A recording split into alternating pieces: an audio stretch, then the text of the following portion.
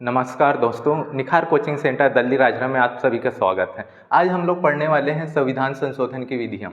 जब हमारे संविधान निर्माताओं ने संविधान के निर्माण कर रहे थे तो उस समय उन लोगों को पता था कि वो सर्वकालिक संविधान के निर्माण नहीं कर सकते, उनमें संशोधन की आवश्यकता होगी। इसीलिए उन्होंने संविधान संशोधन की विधियाँ बनाई थी। ये 3 प्रकार की बनाई थी उन्होंने, जिसमें है साधारण बहुमत द्वारा संशोधन कर सकते हैं, विशेष बहुमत द्वारा और विशेष बहुमत प्लस राज्यों का अनुसमर्थन है। पहला है साधारण बहुमत द्वारा। अगर कोई विधेयक सदन में प्रस्तुत होता है तो जो विधेयक प्रस्तुत हो रहा है उस समय जितने भी उपस्थित सदस्य हैं उन लोग अगर मतदान करते हैं तो उस उपस्थित सदस्यों को 50% प्लस 1 इतने अगर मत प्राप्त हो जाते हैं तो वह विधेयक पास हो जाएगा। जैसे इसको हम उदाहरण से समझते हैं, जैसे कोई विधेयक प्रस्तुत हो रहा है, उस समय उस सदन में 400 सदस्य उपस्थित है और सभी लोग मतदान करते हैं तो इसका 50% प्लस 1 हो जाएगा 201। तो अगर इतने सदस्य लोग इस विधेयक के पक्ष में मत करते हैं तो वह विधेयक पास हो जाएगा। इस साधारण बहुमत द्वारा पारित होने वाले विधेयकों में शामिल है जैसे राज्यों का पुनर्गठन होता है या राज्यों का नाम परिवर्तन, उनकी सीमाओं में परिवर्तन होता है, वो इसी विधि द्वारा होता है, साधारण बहुमत द्वारा। ठीक।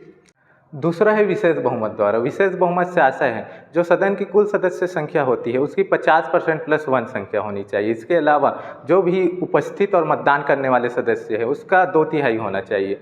जैसे हमारे लोकसभा में अभी वर्तमान में कुल सदस्य संख्या है 543, तो 543 का बहुमत होता है 272, तो 272 चाहिए। लेकिन जिस समय कोई विधेयक प्रस्तुत होता है तो उस समय जितने भी उपस्थित सदस्य हैं और उन लोग मतदान करते हैं उसका 2/3 मत प्राप्त होना चाहिए, जो 272 से अधिक होना चाहिए। तो ये होता है विशेष बहुमत द्वारा।